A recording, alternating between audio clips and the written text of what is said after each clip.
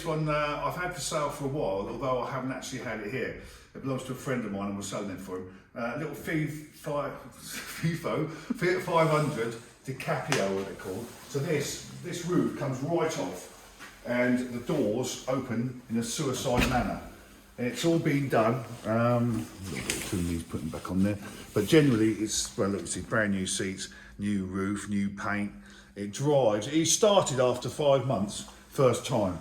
So a nice little set of white walls on it. We've got to get back and re-clean it again because it was outside for a couple of months in this weather.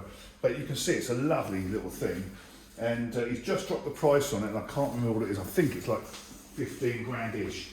But you have to look on the website for that. But lovely, ready to go, ready to show, ready to drive. Mate, these are great fun. These are such good fun and they're just like a, oh my God. Anyway, so it's up for sale.